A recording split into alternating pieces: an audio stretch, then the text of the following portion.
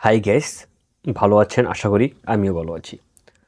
আজকে আমি এমন একটা ব্যবসা আইডিয়া দেব এবং ব্যবসাটি খুবই অল্প পুঁজির। অল্প পুঁজিতে আপনি একটি ব্যবসা শুরু করতে পারেন। এই ব্যবসাটা ২৪ ঘন্টা রাজত্ব করবে এবং পৃথিবীর যে পর্যন্ত রয়েছে সে পর্যন্ত কিন্তু রাজত্ব করবে। ভিউয়ার্স, এই একটা ব্যবসা আপনি কয়েকটা উপায়ে করতে পারেন। এই একটা ব্যবসা কয়েকটা উপায়ে করতে পারেন, ২৪ ঘন্টা করতে পারবেন, নো প্রবলেম। খুবই অল্প পুঁজিতে এবং খুবই একটি লাভজনক ব্যবসা, খুবই সুইটেবল এবং স্মার্টেস্ট একটি ব্যবসা।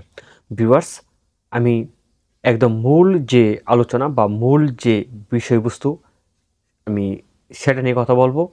তো অবশ্যই মূল বিষয়বস্তুতে যাওয়ার পূর্বে একটা কথা বলবো, যদি চ্যানেল নতুন হয়ে থাকেন তাহলে অবশ্যই চ্যানেলটা সাবস্ক্রাইব করে বেল বাটনটি বাজিয়ে রাখবেন। আর যদি অলরেডি সাবস্ক্রাইব করে থাকেন তাহলে আপনাকে অসংখ্য ধন্যবাদ।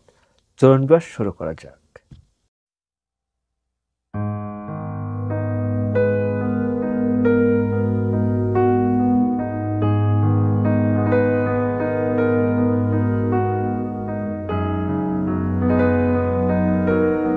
এই ব্যবসাটি কিন্তু আপনি অফলাইন বা অনলাইন সবভাবেই করতে পারবেন। অফলাইন আর অনলাইনে কীভাবে করবেন? মনে করেন আপনার প্রোডাক্টগুলো ৫টা প্রকারের প্রোডাক্ট নিলেন, যেমন শুটকি মাছ, আর এই শুটকি ৫ জাতের শুটকি নেবেন।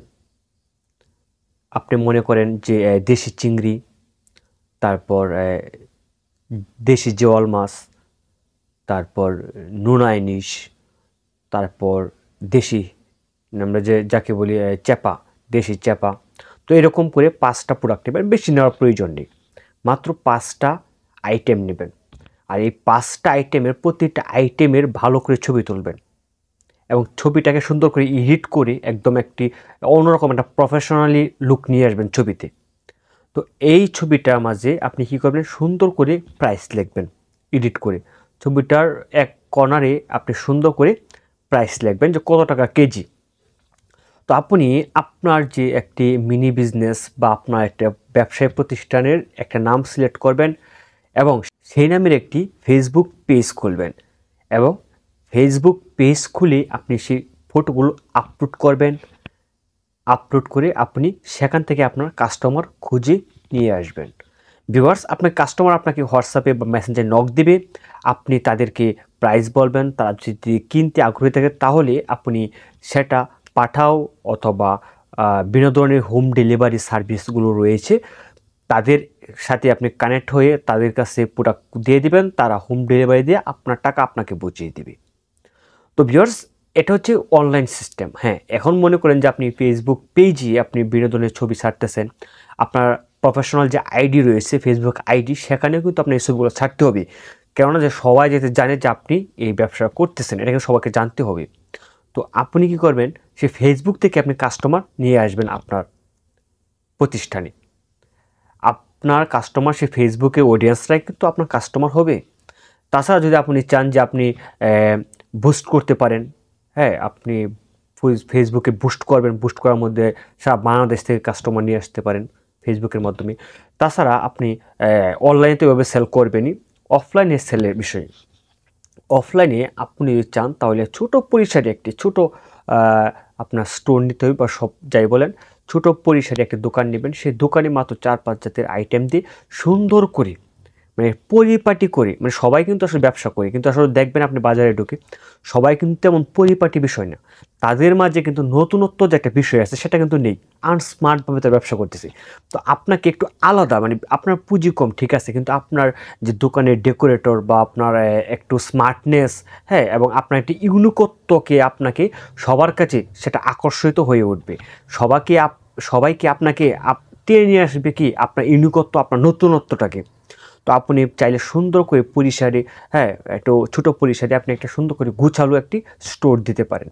তাছাড়া বিভিন্ন ধরনের আপনার মোড় বা আপনার বিভিন্ন ধরনের পাড়া মহল্লার আশেপাশে কি এগুলো আপনি বিক্রি করতে পারেন।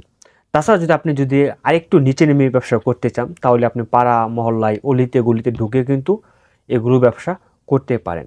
সেক্ষেত্রে আপনাকে এগুলো ক্যারি করার জন্য একটি ভ্যান বা আপনার ছোটো পরিসরে একটি গাড়ি তৈরি করে নিতে হবে। তো ভিউয়ার্স, আপনি কীভাবে ব্যবসা করবেন আসলে কি জানেন? আমি একটা কথা বলি, যেটা আপনি যদি আপনার যদি বিক্রি করার দক্ষতা থাকে বা আপনি যদি বিক্রি করার মতো আপনার ভিতরে মাইন্ড থাকে বা আপনার সেরকম কৌশল জানা থাকে, তাহলে মার্কেটে যে আপনি ছাই নিয়ে যান, সে ছাইও কিন্তু আপনি বিক্রি করতে পারবেন 100%। আর যদি মনে করেন যে মার্কেটে বিক্রি করার মতো আপনার কোনো এবিলিটি না থাকে, তাহলে গোল্ড নিয়ে গেলেও বা আপনার ডায়মন্ড নিয়ে গেলেও কিন্তু আপনি তা বিক্রি করতে পারবেন না। এটা বাস্তব। বিশ্বাস নয়, আপনি প্র্যাকটিক্যালি আপনি মার্কেটে নামেন, আপনি বাজারজাত করা শুরু করেন, তাহলে নিজে নিজে বুঝতে পারবেন।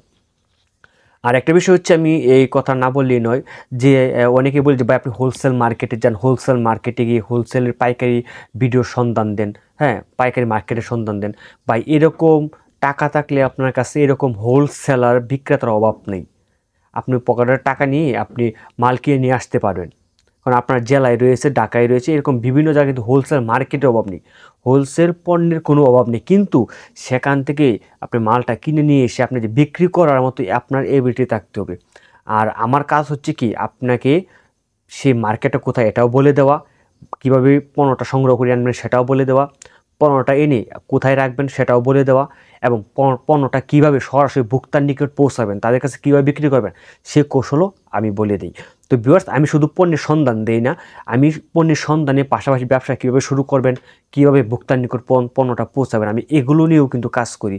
ওইগুলাও যে এইগুলো সমস্ত ম্যানেজমেন্টের সিস্টেমেই কিন্তু আমি আপনাকে বা আপনাদেরকে সাথে শেয়ার করি।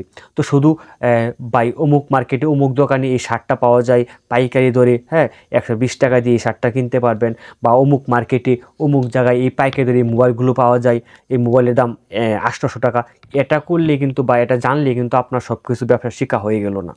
ব্যবসাটা হচ্ছে একটা সাঁতার শেখার মতো, এটা মনে রাখবেন, ব্যবসা কি একটা সাঁতার শেখার মতো। তো এটা জানলেন, হ্যাঁ যে মোবাইলটা অমুক পাইকারি মার্কেটে 800 টাকা কিনতে পাওয়া যায়, হ্যাঁ এটা জেনে আপনি কী করবেন, আপনি গিয়ে কিনে নিয়ে আসলেন, কিন্তু এটা বিক্রি করার মতো আপনার কাছে এবিলিটি থাকতে হবে, তাই না? আপনি যে 800 টাকা দিয়ে মালটা কিনে নিয়ে আসলেন, আপনার কাছ থেকে যে এই মালটা কিনবে সেও কিন্তু হিসাব জানে ভাই, ঠিক আছে? আপনি মনে মনে ভাবতেছেন আমি 800 টাকা দিয়ে এই পাইকারি মার্কেট থেকে মালটা কিনে নিয়ে আমি 1000 টাকা বিক্রি করব।